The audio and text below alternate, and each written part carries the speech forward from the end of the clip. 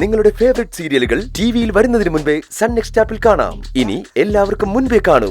ഇപ്പോൾ തന്നെ sun next app download ചെയ്ത് സബ്സ്ക്രൈബ് ചെയ്യൂ. അവളിപ്പോ ഞങ്ങൾ വിളിച്ച ഫോൺ പോലും എടുക്കാറില്ല. ഞങ്ങളെ പറ്റിക്കാനാ പരിപാടിയെങ്കിലേ അതങ്ങ് മനസ്സിൽ വെച്ചേക്കാൻ പറ ഭാര്യയോട്. എന്താ പ്രശ്നം? അല്ലെങ്കിൽ നിങ്ങൾ തന്നെ പറ. ഇങ്ങേരുടെ ഭാര്യ ഞങ്ങളുടെ കയ്യിൽ നിന്ന് കുറച്ച് കാശ് കടം വാങ്ങിയിട്ടുണ്ട്. ഇപ്പൊ മുതലുമില്ല പലിശയുമില്ല. ഭർത്താവ് വക്കീലാണെന്നുള്ള ധൈര്യമാണെന്നൊക്കെ ഞങ്ങൾക്കറിയാം.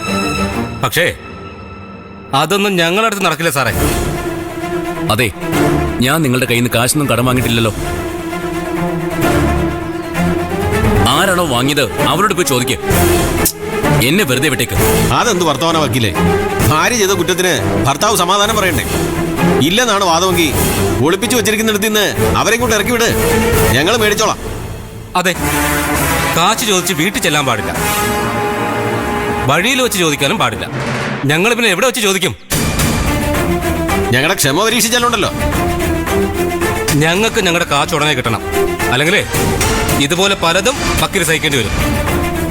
ദയവ് ചെയ്ത് നിങ്ങൾ എന്നെ ഒന്ന് വെറുതെ വിട്. ഇങ്ങനൊരു അപമാനം സഹിക്കാൻ ഞാനൊരു തെറ്റും ചെയ്തിട്ടില്ലല്ലോ. ഇല്ല വക്കീലെ, തെറ്റ് ചെയ്തത് ഞങ്ങളാ. ഞങ്ങളാ കാശ് കടം കൊടുക്കാൻ പാടില്ലായിരുന്നു. വക്കീലിപ്പോ പൊയ്ക്കോ. നമ്മൾ തമ്മിലേ ഇനിയും കാണേണ്ടി വരും. അന്ന് ഇതുപോലെ ആയിരിക്കില്ല നമ്മൾ തമ്മിൽ സംസാരിക്കുന്നത്. ഓർത്തോ? വാ.